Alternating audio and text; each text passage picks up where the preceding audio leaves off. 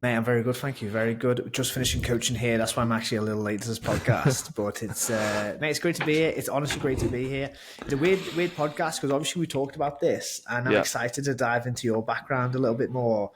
You're going to release this on your platform, so you're yeah, the host, and then I'm yeah. going to release this on my platform, so I'm also the host. A So we are co-host. co-hosts in this as well, but.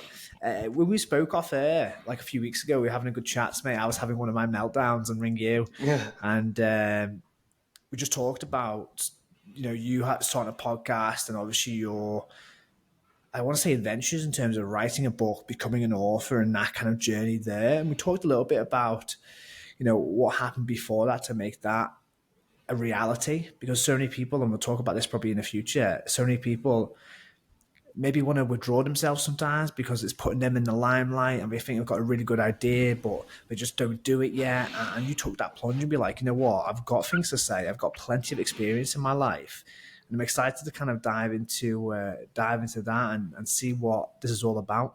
Well, nice one for obviously like doing it with me. Obviously, knowing you as long as I've known you now, and we've done a podcast on your show before, so it made like a lot of sense to just do it with you, be guided by you to start it. But yeah, definitely, I think with the book and things like that, it was sort of one of them things where it's like for me, as like someone who isn't particularly the best at like English language, things like that. Wasn't great at it at school, but love reading. Always been an enthusiastic reader. Like always been sort of a bucket list. It was the worst thing for me to do. The worst thing for me to start out with would be let's write everything down and put it out to the world, like you said. But to be fair, mate, it's probably been the best and the scariest thing I've done. Like you said, you're just open to criticism, but you're also open to amazing sort of feedback and people messaging you and seeing like reviews and stuff like that of being like, "This is great, thanks for doing this. This has been like really beneficial." And when I sort of went along the lines of doing it, I was like, even if I can do that for one person, that'd be pretty cool. Do you know what I mean? But like one person who I don't know, or even if I do know them, has sort of spent their hard-earned money on something that I've done. So yeah, it was. It's still going. Yeah, it's still a journey, and like trying to get a little bit better every day. Probably not so much with the writing now. Probably more with, stuff like this, doing the podcast. Which for me, in principle, although we just talked about it being a little bit, shaky thinking about it today, but yeah, a lot more comfortable for me talking. So this felt like the natural step, if that makes sense. Yeah, and we'll get into the journey of what it was like now, because we're sitting here recording this, and your book was released how long ago? Like a couple of months ago, and from what I'm seeing, a great reception there as well. Yeah, mate. So it was. I sort of did a bit of a soft launch, like mid-December when I'd done it, just to sort of understand the platform that I was on and how that works, and to navigate myself in that sort of capacity. And then, like, obviously getting Christmas out of the way, no one's got any money around sort of time, so to promote a product, I was a bit like, well, maybe I've picked the worst time to do this. But, it was great, man.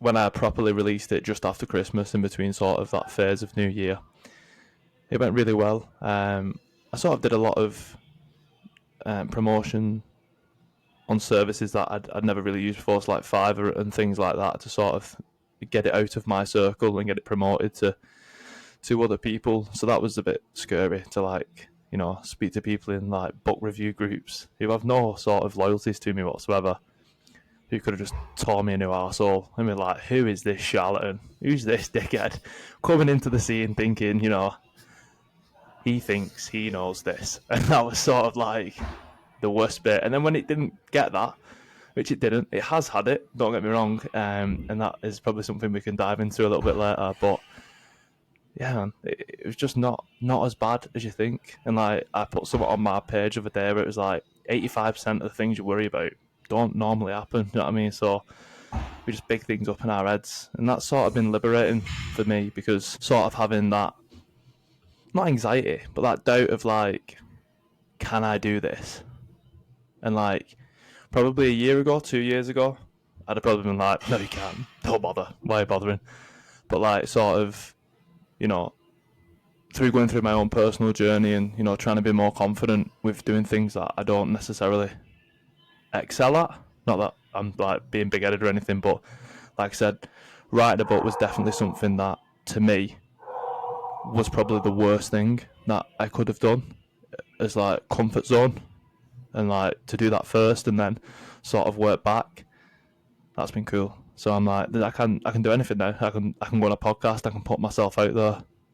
People's words aren't really going to bother me that much. They bother you initially. I mean, I think anyone's like bullshitting if they think that, you know, no words bother me at all. I don't think that's true. I think that, you know, you've got to take the constructive elements away of things, if there is constructive elements.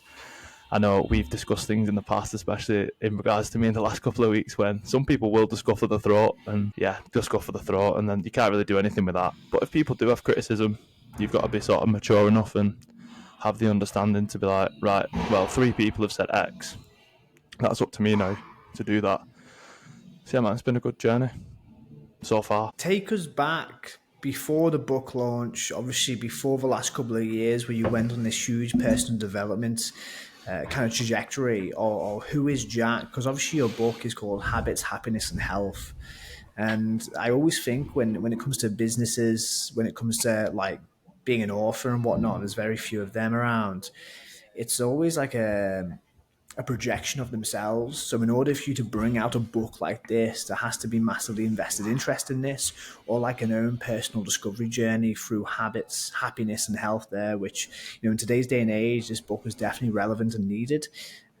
With the rates of depression going up, the rates of kind of loneliness, I would say, really going up and whatnot.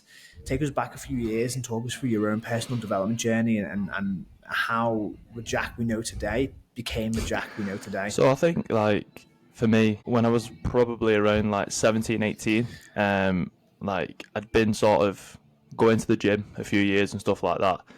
Where I'm from, it's sort of like an expectation to be like a big lad or a rugby lad or a sporty lad, you know. So I started the gym probably like 14 with no sort of real, you know, guidance or training, just like turning up, doing my own thing.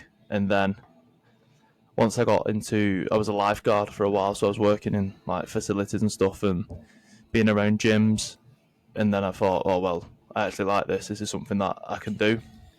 So I sort of went into like gym, got my gym instructing qualifications and things like that, and really knuckled down once I sort of like learned, you know, the methodology and stuff and like the training and things like that. From maybe 17 to 19 was when I was like training my best, like feeling my best, and then like had a bit of a rough time personally, things like that, and then I just let it get away from me. And I think experiencing them 3 years of like really putting myself first and like worrying about what I was eating, not worrying, that's the wrong word, but like looking after my nutrition, training regularly, and then letting that slip, and then going to the complete opposite. Mate, I put on, I think at 19 I was like 13 stone 10, and then within 12 to 18 months I was roughly 18 stone. So like I plummeted, mate, and that was just the back of a bad personal time. And for me, like, I'm a bit of a foodie, so that was like my comfort blanket. And just bad habits, mate. Just bad habits led to a sort of, at the time, sort of felt like a hole that was going to be very, very difficult to get out of. And then I met Nicola, who is my lovely fiance, and you know, at first, as anyone who knows Nick and has seen Nick's transformation, we were sort of similar in that regard. We both cared about like training and things like that, but you know, when you get comfortable in a relationship, it's easy to put them things to the side, and that's definitely what happened. So sort of like coming toward that, and then that happening, and then we both just thought, you know what, nah, we're not. Like, we're happy together, but like with how we both are and how we look and, you know, how we feel and stuff, like we could be better. And I think for me, having that sort of experience of it prior and then seeing the other end of the extreme, that was massive. Because like, I know I can feel miles better. I know I can look better, and like, not even an egotistical way, but I feel like if you're not happy with, you know, certain things and how you look's a massive one of them, because how you feel in your own skin is, you have that perception that that's how people think about you is how you feel about yourself. So I just pulled my finger at my ass. I was like, I've got to do something here. Like, I've gone from playing rugby, lifting in the gym, and like I was getting out of breath going upstairs, Matt. And I was like, I've just fallen, and I know what to do. I've got the qualifications to do it. I've got the education to do it. So why am I not doing it? And then, as I said, I was sort of an avid reader, probably since 17. My mate actually got me into reading, so which is I think an unusual thing. I think people sort of start early as readers, like from being kids, and then sort of always keep it. No, I was like a big bedtime story boy. I was the reader. I was like, I'm having the book read to me. So like I've always had books in my life, but then probably through school and college, they weren't a massive factor, and then they came back in.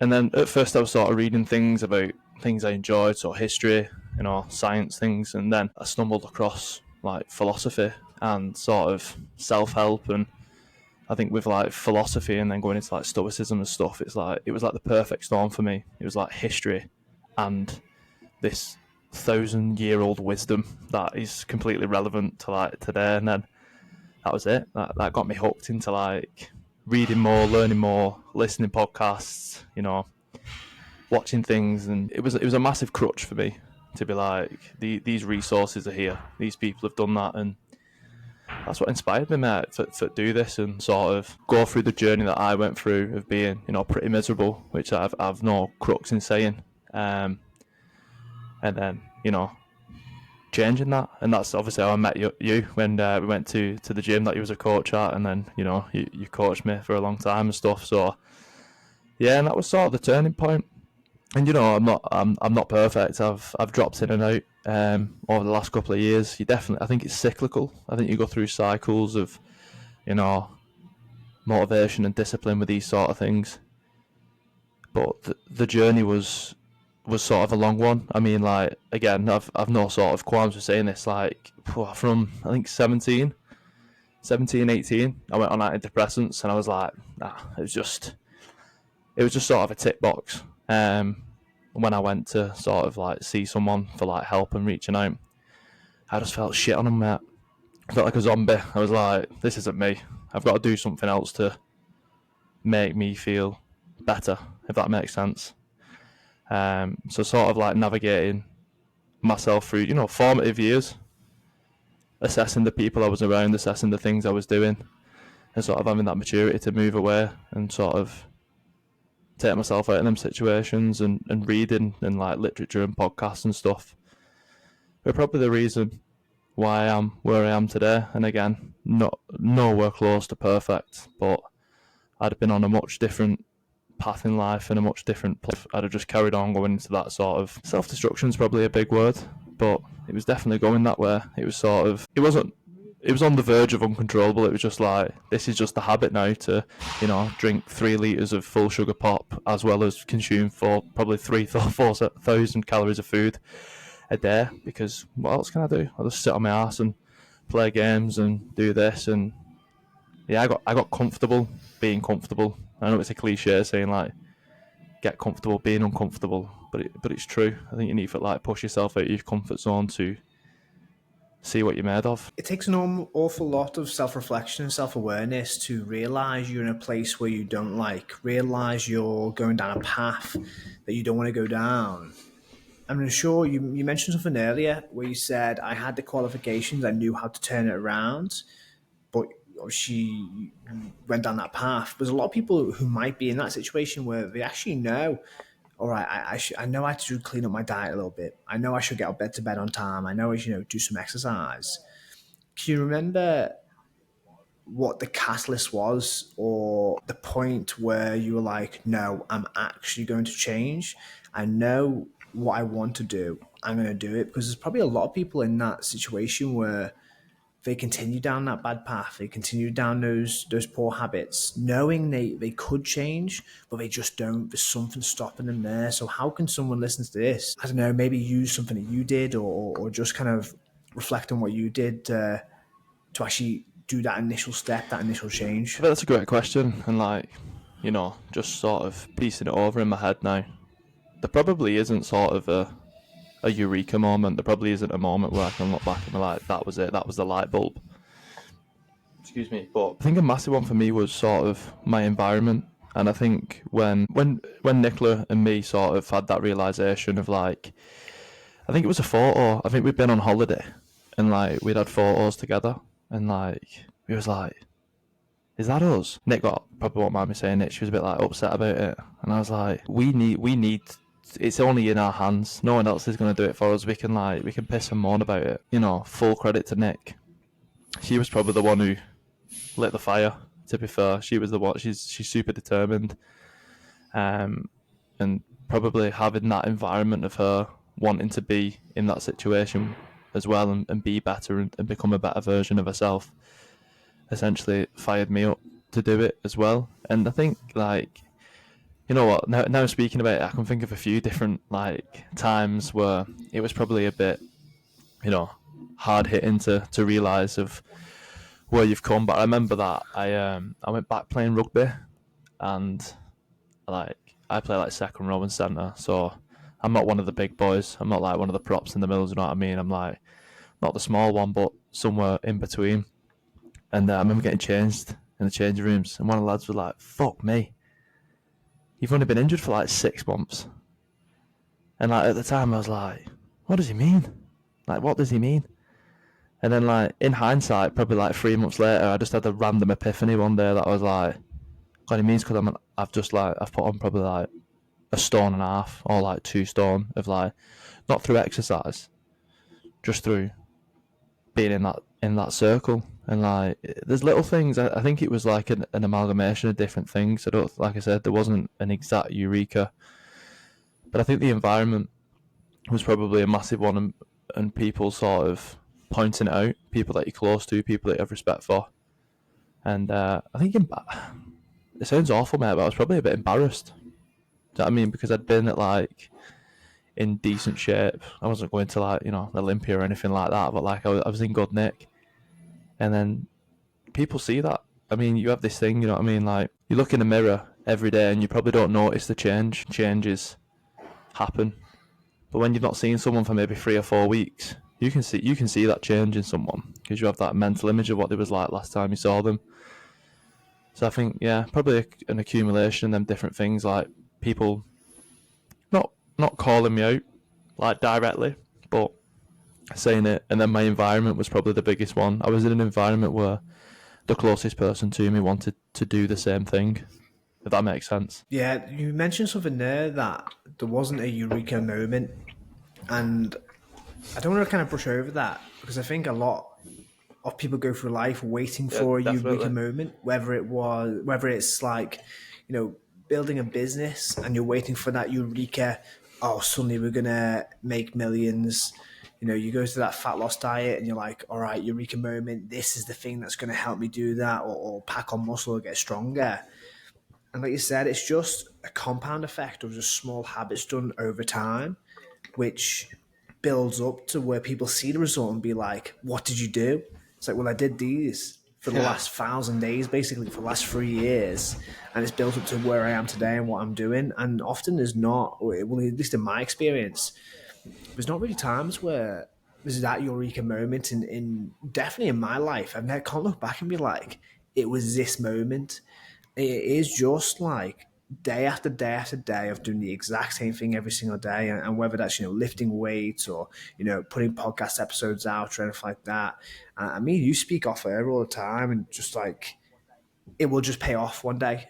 Whether you're talking about fat loss, muscle gain, business, anything like that, just keep on doing the right things every single day, and it will happen. And yeah, I've definitely been guilty of that in the past to be like, oh, surely there's a eureka moment. Surely this is going to happen. And I think a lot of people sometimes sit back and wait for that eureka moment when, I mean, in my eyes, just going to grab it by the scruff of the neck and do the basic habits every single day. It doesn't have to be massive, but it has to be something gearing up to where you want to be.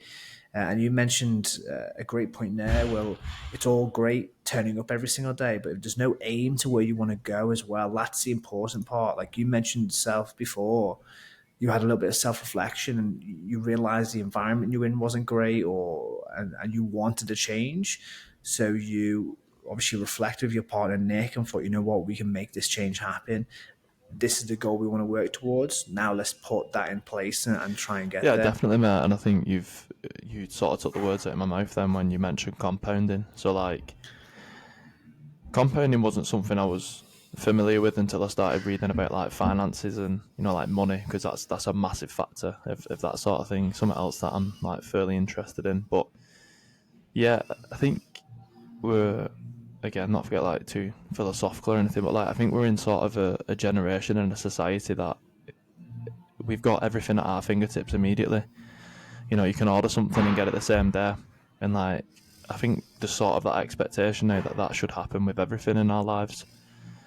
But like again, going back to reading, these philosophers from thousands and hundreds of years ago, it's all about like patience and discipline, but also having structure, having something, a goal to aim for, and enjoying it.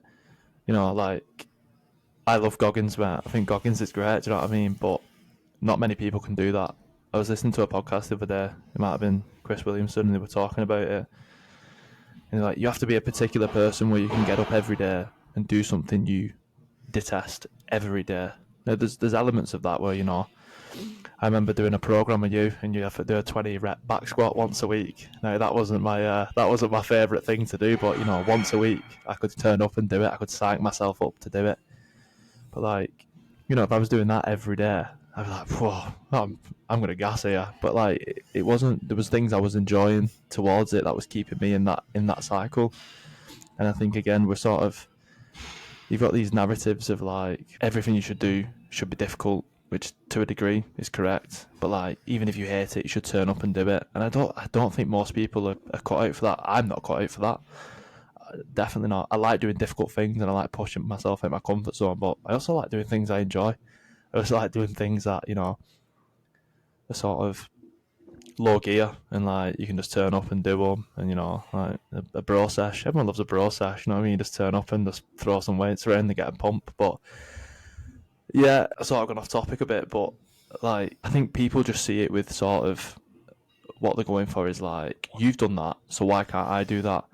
But like, especially being like a trainer myself and training people, what you see is like first 5 weeks usually is like, I love it. This is great. I can see these newbie gains and these immediate gains, the weight's dropping off. And then people hit this wall where, it's not that easy anymore. Doesn't mean it's shit for you and you're not enjoying it, but like, we're definitely a creature that is like obviously rewarded by dopamine and like getting things like oh my god, I've done this, I've achieved this. So when like I would always saw with people and myself probably at the beginning was like, if the scale wasn't going down or the weights wasn't going up, I was like, why am I doing it? I just become disheartened. But you have to fight through that wall. You have to keep pushing through for sort of like I said, turn up for 1,000 days doing the same thing and just eventually letting them compound and build up 1% every day. I mean, it's cliche again. Like if you're 1% better than yesterday, I think Jordan Peterson says it. But that's massive, mate. Like I said, if you compound that 1% every day, it's like 3 increase over the year. If someone said that to you, it's like, all right, here's £100 and I'll give you a 365% increase. You'd be like, yes, mate. Yes, thank you. You're like, all you have to do is wait 365 days for it. You'd be like, yeah, sound. I'll take that. But again, I think we're sort of a bit impatient and also mixed messages from what we want to do. I think like sometimes when I first started, you'd sort of look at people like, Goggins, who, don't get me wrong, are incredibly motivational, have the players and things like that. But 18 stone me didn't have the mindset that David Goggins had to go out, and run on fractured legs and do things like that. But I did need that motivation to start, but then I needed to find what I could be disciplined in to continue. And I think that's different. I think that's where motivation and discipline sort of differentiate, if that makes sense, or I'm just waffling. No, sounds good, mate. I mean, we're getting to a point now where we're talking about, all right, the consistency is the thing that matters as well, but so too the direction. And obviously knowing where you're going to go and having that trajectory of like, I want to go in here in life. Now, some people might listen to that and be like, well, I don't know where I'm going to go.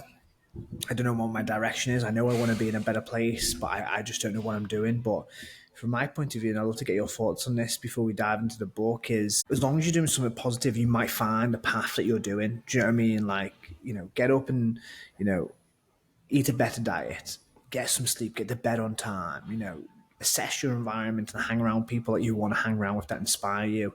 There's a nice little term. Is that person a drain or is that person a fountain? And you don't want to be hanging around drains all day because they suck the life out of you. But you want to hang around fountains, people who you get inspired to talk to. You get off the phone with someone and be like, oh, I should do this with my business. I should do that. These are great people to hang around with. Assess your circle, assess your environment and realize, all right, can I put myself in a better environment? Now, often people can't, and that's totally cool because then now in these day and age, we've got podcasts, we've got social groups and whatnot where we can actually be a part of that and have that. You can hang around with you Jordan Petersons, you Jocko Willings, all them type of people because everyone's got an iPhone or everyone's got an Android these days. So you can download their podcast and listen to hours of their thoughts, how they cope with things and whatnot. And that's how you can surround yourself with good people. So finding a direction is tough, but assessing your life and thinking like, what, if I don't know my direction yet, can I do something positive with what I've got now? And maybe down the line, I've done a year's worth of exercise, my circle's really improved. I'm mentally in a really nice place. I get to bed on time and whatnot. Then maybe something, not that eureka moment, but something unfolds after that consistency of doing it for a year to be like, what? I'm going to put my experience in a book and I'm going to write this book and deliver it to the world. But it wasn't a eureka moment. It was years of just doing the right things, the right habits over time, accumulating knowledge and getting the right circle to deliver a book to the world. And that's a smooth little segue to dive into how that happened to you, mate. And obviously it's a bit, I don't know, you're the only author I know. There's not many of them. Do you know what I mean? And like to say out loud, I'm an author in a book is outstanding. It really is because, books have been around for a long, long time. And to say, you've got your name in the front of one and now you can buy it, you can actually get it in physical. And obviously when it came out, I live in Canada now, I ordered one and when it delivered, I was like, Jesus, it's happened. Do you know what I mean? Like, I just think it's really, really impressive feat to be able to become an author and do that. So we'll dive into not the release just yet, but the terms of making the book. Because I remember one time we were catching up on the phone and you were like, by the way, I've been working on this. I'm going to release it soon. And it must have been months and months and months of actually hard work underneath the belt before you even got to that point. So let's take it back to day one where you didn't tell anyone. You might have told Nick, all right, I'm gonna put pen to paper here. I'm going to jot down some notes or put an outline together of what I'm going to do. So yeah, mate, I was like, I can sort of get down rabbit holes and things like that, and I just came across this guy who'd done this course and sort of was able to publish his own book. I was like, that's cool. I was like, that's something I've always wanted to do, but like Waterstones aren't gonna, like take me as first release, you know what I mean? They're not gonna like rock up one day and be like, here you go, Penguins on the blower, mate. You've got yourself a free book deal. So like I was like, well, how did he do this? So I looked into it a little bit, found this course, and this course sort of, because I'm published through Amazon, which is like, they have their own program. It's called KDP, so it's just for self-published authors. It gives anybody the opportunity to become an author, which is an incredible platform, especially for someone like myself. Obviously, I've mentioned it before, not the most confident, so to go away and sort of have that opportunity to do that is brilliant. And I did this course, learned the basics, how to start a book, how to research a book, make sure it's something that like, I did this because I have a passion for it, but I also did it as well because it's something that one day, maybe if I'm lucky enough, this could be my job, this could be my business to have a podcast, release books, do that sort of thing, have a community that listen to me, which would be not even in like a narcissistic way. It'd be a pretty cool thing to do. So going away and then sort of doing that, it was sort of like, bless you, it was sort of like a bit overwhelming at first. Cause like I bought the course, got on the course, and I was like, shit, I've spent this money, so I better actually follow through with this now. And then like probably started it in like March 23, And it was like, you can rather do this, or you can rather like go away and write something you're interested in, you care about, you have a passion for. And immediately I was like, well, it'd be like fitness, well-being, health. And it was like, go away and come up with your title. And I was like, it just it was like, it was already there in my head somehow that I already had this. And I sort of went away and did the research and looking to see it had already been done, because as there isn't many authors, like you said, so it is a super impressive thing that I've done it. Like, sometimes it feels a bit mad that I have actually gone out and done this, but there's a lot of books out there, as you said. So it was sort of learning how to navigate them waters, like copyright, the boring stuff, making sure that there wasn't titles of the same. And then once I had it, it sort of gave me the structure of how to do your first book and what that should look like and how to do it. And as I mentioned, not a super confident writer, but I definitely had a premise of all the experience that I'd had from reading and what I liked as a consumer. And I think that was important for me. I think that, I know we've spoke about it off air a few times, that like I've read books, and they've been mammoth, they've been big books. And you're like, what you've just said in 5 pages could have just summed it up instead of doing it in 90 pages. And again, like going back to what I said about people being impatient in today's like society, I'm one of them people. I'm slightly impatient. I like to get things done. I like to use my time efficiently. I'm like, Pareto's principle: work smart, not hard. So when you throw a 600-page book in front of me, I'm also stubborn as well. Once I start it, I'll probably finish it. So it's like, how can I write a book what I'd enjoy, but also give people sort of the information that I would want as well? So that's where the book idea came from. It was sort of fluff free, which is what I promoted it as. Insights to all these things we sort of covered, the important things. Again, it's my sort of, not opinion, but for me it's from my journey, and it's the things that I used to help me become a better version of myself, make myself happier, make myself healthier through habits. And that's why the title is what it is. It was sort of the crutch for me, was like, I've got all this information now, I've sort of gone away, I know I want to do it, I can start writing it, which I did. It didn't go well the first few times, you know what I mean? And then going further into this course, maybe 4 or 5 months in, I sort of hit that natural, maybe I should just put it down and not bother with it anymore. The self-doubt came creeping in.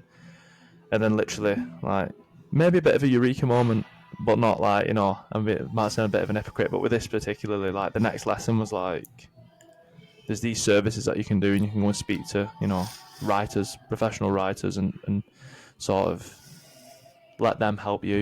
And that was massive for me.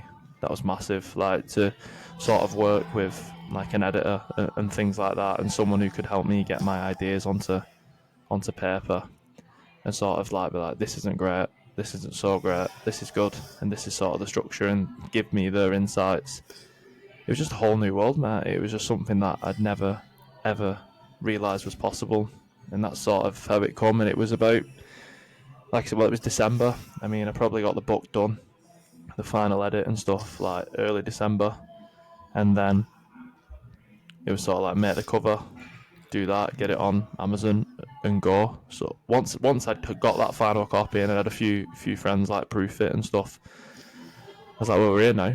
The only factor that is stopping me actually doing it is me pressing this button. So it's rather take the leap, put yourself out there to be subject to people's opinions and everything else, or just be a coward and not do it. And just me being me, I was like, I'm gonna have to do it. Why waste all that hard work? Why waste nearly 8 months of learning how to do it, researching how to do it, paying for people to help, professionals to help and stuff. And like, I'm not going to come on here and be like, I've done all that myself, because I've done the majority of it myself, but I've obviously had to reach out to people and be like, I'm not very good at this, you're better at this, you provide a service, please help me. Here's the exchange.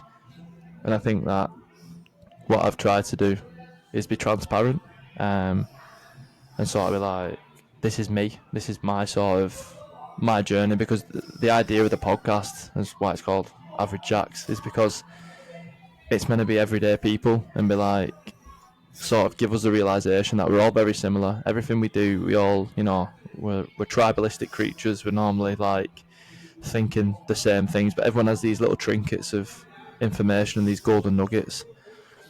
And that was just me trying to, hopefully give someone a golden nugget to give them that, not like maybe eureka moment or one of them little compounding moments in life to be like, you know what, shit, maybe I should do this, or maybe I can do this to become a better version of myself. Or for just people who, you know, want to flick through something and like refresh. It's sort of like it's there for everyone, and that's why I did it.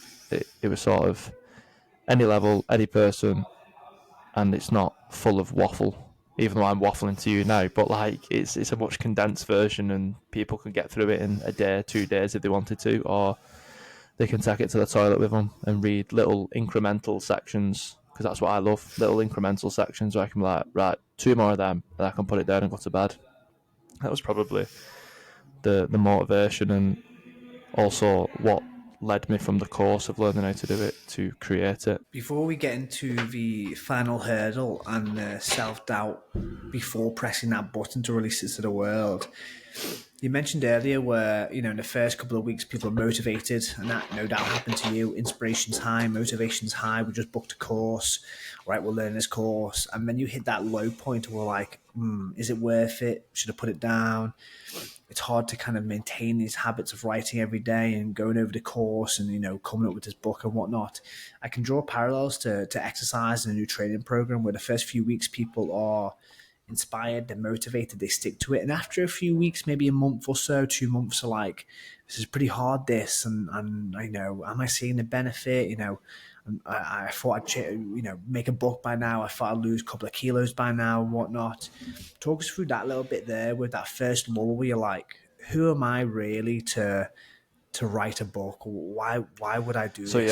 yeah, like a great question, mate. And imposter syndrome is something that we've spoken about before on your podcast and that, and it definitely hit me hard with this. And I think the first lull point was like maybe about 4 months in. I was super motivated because it was like a dream to do this, and I was like, this is cool. But what I found is that I'm quite people who will be listening to this are like, you're chatting absolute bollocks, but I am quite a reserved person with things that I'm doing. I'm a very sort of out there person generally. Like, I'm not a shy person or anything like that, but with sort of what I'm doing, and I like to keep things on the back burner until they're sort of there. And that was just, looking back, stupid of me. Because I didn't have any accountability. I didn't actually tell Nick until probably 4 months in, when I was starting to get to that lull. And she was like, "What are you working on all the time?" I was like, "Oh, well, like this." And then that felt good. I was like, oh, I've told someone now. Someone might ask me again in like 3 weeks and be like, how's your book getting on? So I just started telling more people that I was like yourself, like, oh, I'm just doing this. This is, that. And for me, accountability is a massive thing, because I'd like to think I'm maybe someone that sticks to what I say. Maybe not all the time. Again, not always perfect, but I definitely put it out into the world when I was feeling down about it, because I knew that was sort of my motivator and sort of the way to get it back in. So I didn't want to feel like people were going to be, this guy's just full of shit. Here he goes again with another thing or another thing, and like you'll know. But when like I went for the fire service, and that's a big ordeal in my life, and found out that I couldn't go in 5 days before starting and stuff like that, and telling everybody that, oh, I'm going to be a firefighter, and then like the crippling thing of like 5 days before being told you couldn't do it. Probably one of the more embarrassing, like, and it's not embarrassing because I couldn't help it, but like that was probably one of the lowest I've been since being at my low point prior to getting on this journey. And I was like, why does that feel so shit? Why does it feel so bad that this has been sort of taken away from me? And sort of reflecting on that, and looking back on it, and when I finally like pulled my big boy pants up and got out of my self-pity phase, I was like, it was embarrassing because I told everybody. I'd actually give my job up to do it. And that I'd been like, yeah, I'm going to be a firefighter, man. How cool's that? And then the actual crushing realisation of me like, no, you're not. Sorry, never. I was like, oh, shit.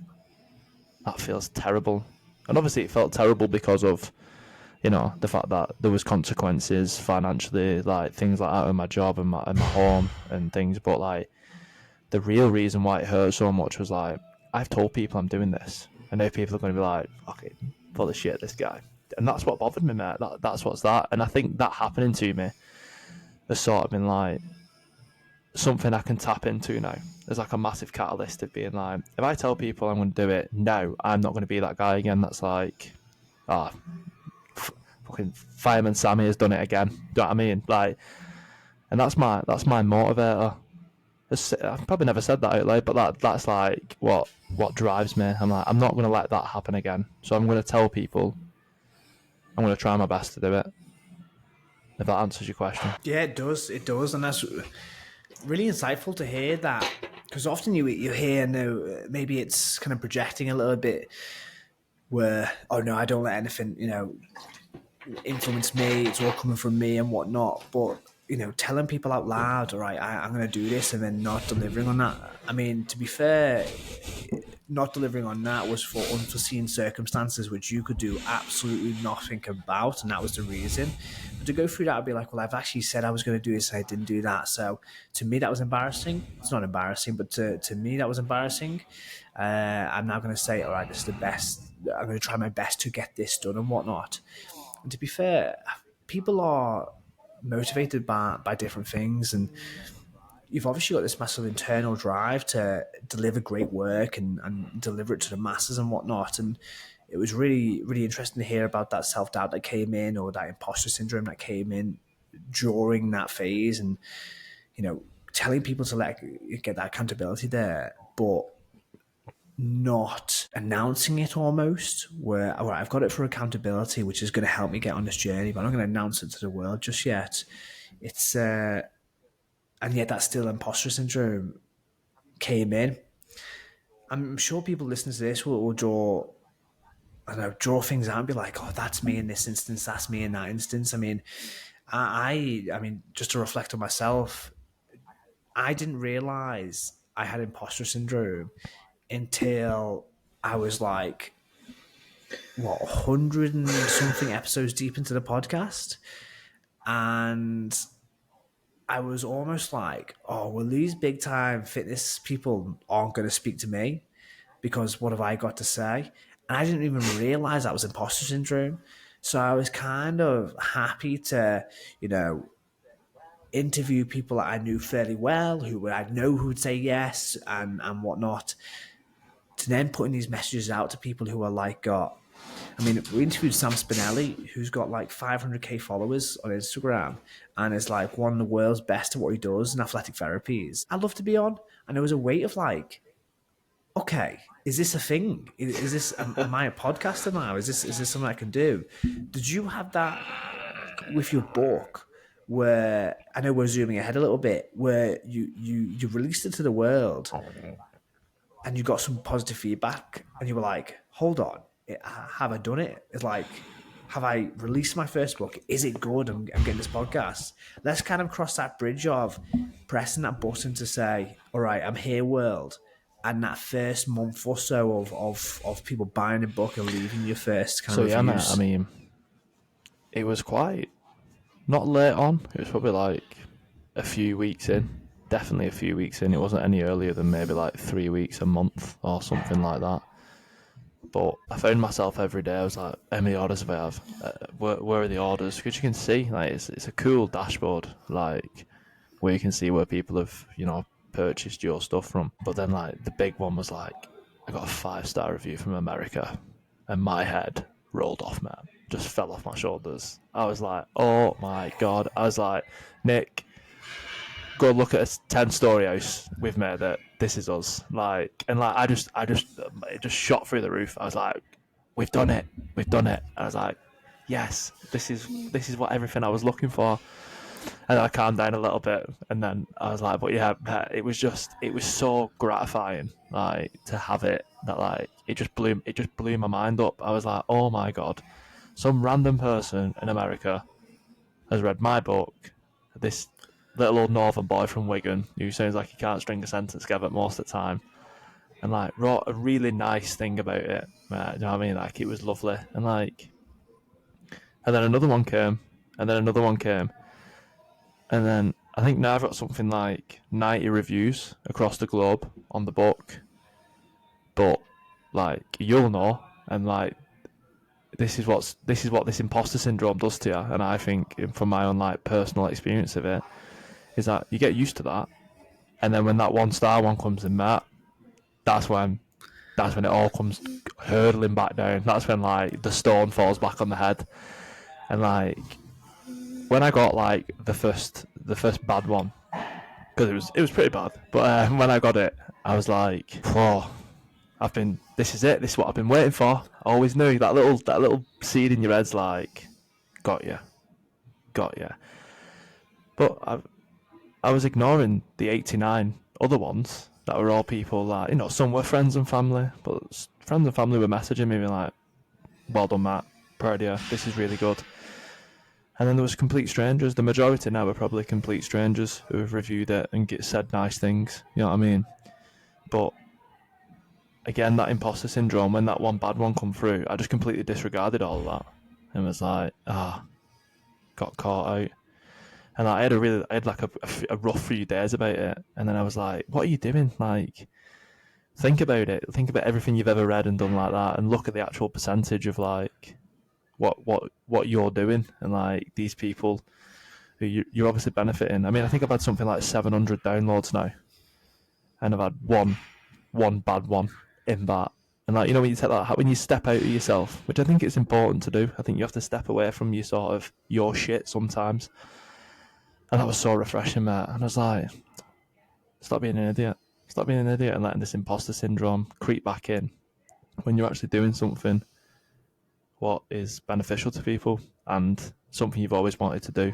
I went on a bit of a tangent there, but I just wanted to show, like, you know, the full circle of like that first realization was probably one of the highest highs I've had in ages. But then you sort of become desensitized to that, and then if you do suffer from imposter syndrome, like you're just waiting for that one, like you're a charlatan, and then that'll crush you. And then that shows my personal journey. I think that I didn't give up. I didn't quit at that point. I carried on, and I got another 5 star review the other day. And that's not me being like, well, it is. I'm flexing a little bit, but it's not me being like, you know, I'm brilliant. But it's the yin and the yang of things. It's like someone isn't going to like what you do. Someone won't like you. Someone won't like the product you release. Someone won't like the trading method you've done. If there becomes a repetitive sort of theme as to why that's happening, well, you've got to be mature enough to go away and fix that. But if it's absolute bullshit, you've got to have the maturity to realise that as well.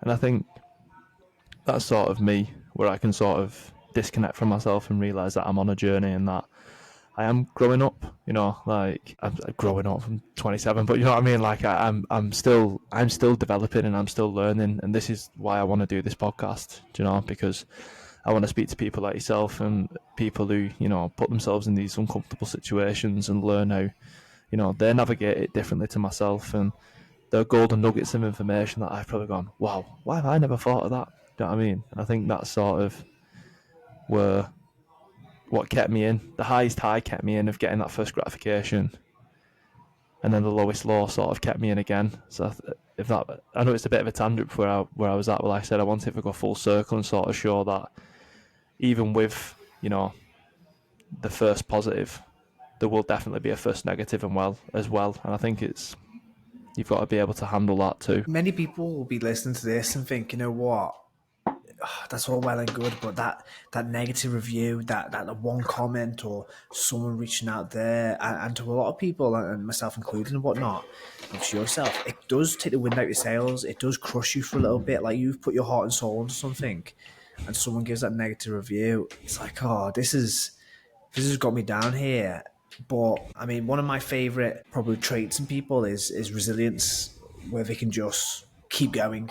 regardless of what the outcome is, they just keep going through hardships. They just keep going. I really like that trait in people, and it takes a certain amount of resilience to even have one negative comment. I mean, when we talk about absolute percentages, you got what, 90 odd reviews, 5-star, and 1 1-star. Do you know what I mean? That's like percentage wise, that's what, 1.2%. Now you take 1.2% away from 100. If someone gave me an exam and went, all right, John, you got like Yeah. 98% on that, I'd be like, I am blah, that's a Einstein day. reborn. That's a great day. That wouldn't No. even bat an eyelid. I didn't get those last 1%. But then because it's more personal when someone writes something, it's like, oh, I'm gonna ignore the nearly 100 great reviews and focus on this negative one. But I think, I mean, it's an old-fashioned term, develop thick skin, and I think along a journey where you are putting yourself out there, you do have to develop thick skin, and as you grow, become an author, release multiple books, your audience grows, it's inevitable that that one bad review will turn into 2 bad reviews, will turn into 3 bad reviews, but that 95-star reviews will turn into 100, turn into 200, turn into 1,000 5-star reviews. The percentages will be exactly the same, basically. 1% bad review, but it's magnified because the absolute numbers are a little bit higher. Now, this happens as you get bigger and bigger through life and more people know you, you come across more people. Like you said before, at some point, someone will not like you or the service you do. And it's having that resilience to be like, I'm still going to go because it's fulfilling for me. I know I'm serving an audience what I want to do. And I'm not going to let one bad review kind of take me and derail me and kind of pull myself back down. There's a term called tall poppy syndrome where, the tall poppies get cut down because they're tanning out too much. And people like to cut down people. I mean, we don't have to get into details here, but one of your bad reviews was from some anonymous person who didn't put any of the information. It was kind of like a blank account, 1-star review, didn't even buy the book. And it's these people sometimes that kind of tear you down. And it's not a reflection on the quality of work that you do, but often it's a reflection on them and be like, I'm just going to tear this person down because maybe they're doing something that I want to do and I haven't accomplished this yet. So I'm just going to tear them down anyway because it Yeah, makes you're me feel definitely better. right. And like, obviously, I think using my example as the example, because I can sort of speak from my own personal sort of experience from it, is that now being in this environment and like putting myself out there, like when I do content or like reels or TikToks or anything like that, and I'm speaking, regardless of how confident I am as a person, I'm fully aware that someone could comment and be like, "Who's this guy?" And then you worry then that like as soon as one person says it, what if 2 people say it, and then what if 3 people say it? But again, a friend said it to me. They were like, imagine if you put 700 people in an arena and went, all these people have rather bought your training program, bought your book, listened to your podcast, read your blog, read your newsletter. You'd be completely overwhelmed the first time you ever saw that. Do you know what I mean? So I think it is easier said than done. Even coming from myself, someone who suffered from it very recently. But like you said, resilience is something that we all pretty much need to have, because something that I've said, and like when I'm talking to like other creators and other authors on things like X and Instagram, like a theme you see is that everyone goes through this, and like something I've realized is that like you need the bad times to realize that the good times are good times, because you'd have no perspective. You'd just be like, you'd be in this sort of twilight zone of what is this. You know what I mean? And that's why there's the spectrums one end to the other. But I think you've got to put yourself out there. I think you've got to put yourself in situations what are difficult to see what you are capable of. And I think we see that a lot now, that people don't want to do that. Or you can probably go too extreme. You can probably bite off more than you can chew to start, and then be like, I knew I was right that I couldn't do this. Like, if you've never stepped foot out of the house and your goal is like, I'm just going to go run a marathon today, and then you get like 12 miles in, you're like, couldn't do it. But like, you think, I just ran 12 miles, mate, and I've never done anything. Do you know what I mean? Like, it's perspective, and I think that's what sort of the book is as well, and this is what this will be, is a podcast to realise that we all do it. We all have it. And the people that, you know, the people that I aspire to and that you aspire to and that anyone aspires to have failed more than we can even imagine. They've gone and done things more times, kept failing, kept failing, kept failing, but they've learned from that failure and then they've succeeded. And then they've probably failed again until they've succeeded again.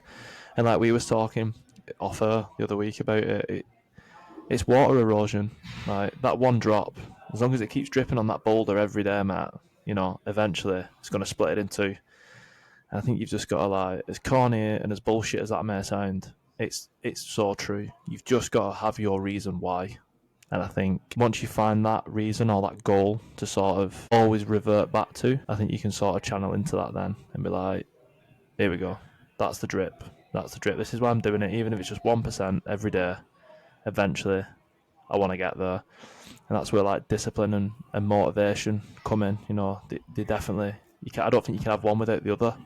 I think if you're constantly motivated but don't have any discipline, like I can't tell you how many times I've listened to the song brushing my teeth at night and I'm like, right, I'm going to go and run a 10k at 11 o'clock at night because I'm motivated by that piece of music. But, the day after, I'm probably like, I want to be in bed now.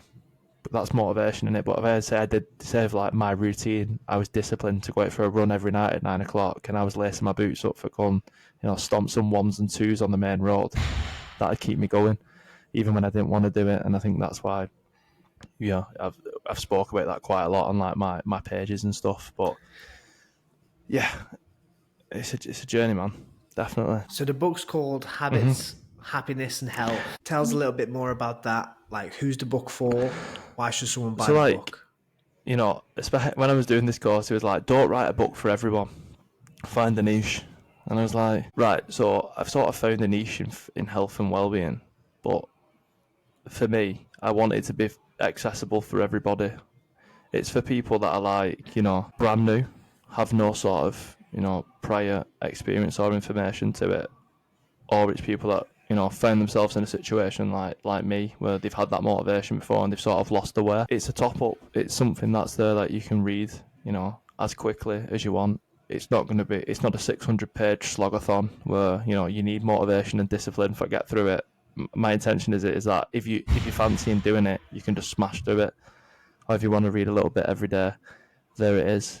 Essentially, as selfish as this sounds, the book was written for something that I'd like, but I know that I'm not the only person that's like me, that, picks up a book and goes, 600 pages, Matt?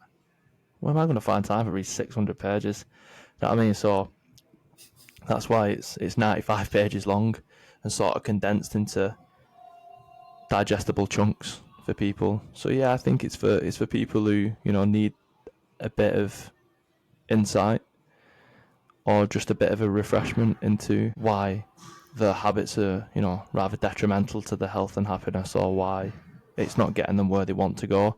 Because within that book, you may read, 10 things, but there might be one thing you've never heard of. You know what I mean? Like, I could probably count on one hand how many of my pals have ever done gratitude journaling. Do you know what I mean? But if they read about it and then learn about it and they try it, that might be the one thing that changes the game for them. And that's sort of what the idea was. It was to put things in that I've tried and tested, and also that I know that other people have tried and tested and done, that I'm close to, sort of in my community and in my circle.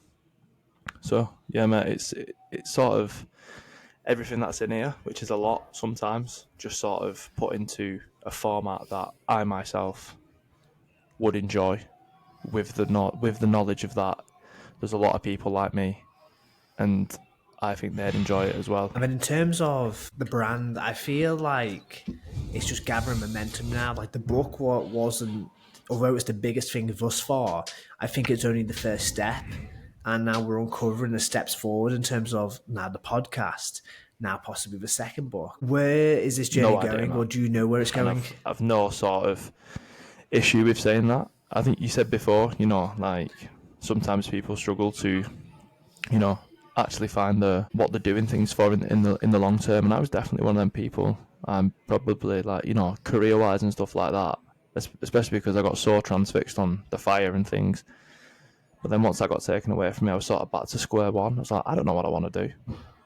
So I just did something I enjoyed, and now this is this. And then, I've just got to keep turning up and putting myself in positions where I'm going to grow and learn, and then hopefully, build the brand around that, have some sort of transparency, show people that, it's corny and it's cheesy, saying it's possible to do, the majority of things that you want to do. Because, like I said, I'm not the most confident person with, language and writing and things. And I wrote a book. Like, if you spoke to my mum and dad and went, he's going to write a book, they would have laughed, probably. And not like in a horrible way. They just know that, like, I'm not a fantastic writer. So, like I said to you off air, I've done the worst thing that I can do for me, like the hardest thing that I can do. So everything from here is just, it's down to me to be like, you can do it because you've done the hard thing first. So everything, it's like the snowball effect in reverse, almost. So yeah, man, I'm excited. I'm genuinely excited. I think because it's sort of ever growing and ever changing, and like it doesn't really have its own. There's no cookie cutter for this, I don't think, and that's sort of the exciting thing about it. I appreciate you, mate. And thank you very much for the opportunity for doing this. If someone wanted to obviously get a hold of the Yeah, book, it's Amazon's available the on best place to Amazon. If go. you just search it in, habits, happiness, and health, or type my name in, Jack McKeenan, it will come up there. My socials are Jack McKeenan Books or J McKeenan Books, and then for Twitter. And then if you want to head over to the website, which is www.jackmcKeenan.co.uk, that's where my newsletter and all my blogs of previous newsletters, some cool stuff on there, some free resources and stuff like habit trackers and how-to guides. So yeah, man. But yeah, I appreciate you too as well, mate. Thanks for always pushing me and helping me with stuff like this, and taking your time out to host this and guide me through with your expertise. Mate, it's been great. Obviously, having the opportunity just to talk to you and dive into it. And I don't know what it is about a podcast, but it just, because it's so concentrated conversation, it just really allows people to open up and like hear that story about the struggles in your past, and then the compound effect of these habits over time just to create this book. I mean, you really do represent that book. I said it earlier in the podcast, in terms of a business and what people are is often a reflection about who they are. And you can definitely see that here with your experiences for life. So, mate, we'll Yeah, call it cheers, man. there. Thank you I very appreciate much. you. Take it easy.